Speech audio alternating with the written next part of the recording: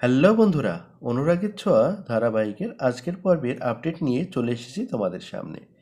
আজকের পর্বে শুরুতেই তোমরা দেখতে পারবে সিস্টার সূর্যকে ফোন করতে থাকে যে দীপা ম্যাডামের জ্ঞান ফিরে এসেছে এই বলার জন্য, কিন্তু সূর্য কেন কোনো কিছুতেই ফোন রিসিভ করে না। তখন দীপা সেখান থেকে উঠে পড়ে এবং সিস্টারকে ধাক্কা মেরে সেখান থেকে বেরিয়ে যায়। অপরদিকে দেখা যায় বাড়িতে রূপা এবং সোনা দুজনে মিলে কথা বলছে। তখন সেখানে সূর্য আসে এবং সূর্য বাথরুমে যায়।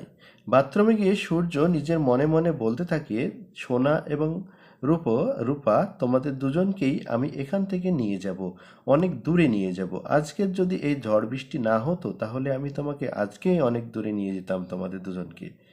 তারপরে দেখা যায় সেই সিরিয়াল কিলার যে সোনা এবং রূপাকে কিডন্যাপ করতে চায়। তারপরে দেখা যায় সোনা এবং রূপাকে কিডন্যাপ করার জন্য সে সিরিয়াল কিলার তাদের বাড়িতে চলে এসেছে এবং জানলা দিয়ে বলতে থাকে যে তাকে যেন একটু জল দেওয়া হয়, কারণ তার খুব জল তেষ্টা পেয়েছে। তারপরে সে তাদেরকে একটা ফুল দেওয়ারও কথা বলে।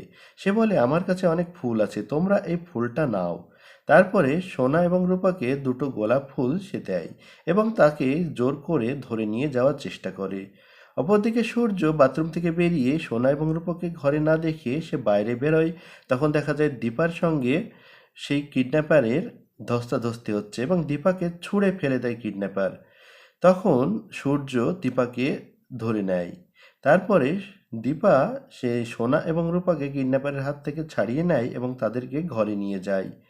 তারপরে দেখা যায় সূর্য এবং সেই কিডন্যাপারের মধ্যে মারামারি হচ্ছে। অপরদিকে সোনা এবং রূপা সেখানে থাকা বাকি বাচ্চাদের ছাড়িয়ে নেয় এবং বলতে থাকে, তাদের সঙ্গে গল্প করতে থাকে।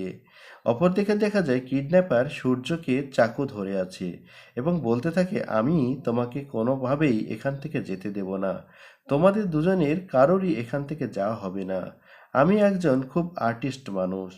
তো বন্ধুরা, আজকের সিরিয়ালটা এখানে শেষ হয়ে যায়। তোমাদের কেমন লাগলো? আগামী পর্বের আপডেট পেতে অবশ্যই সাবস্ক্রাইব করুন। ধন্যবাদ।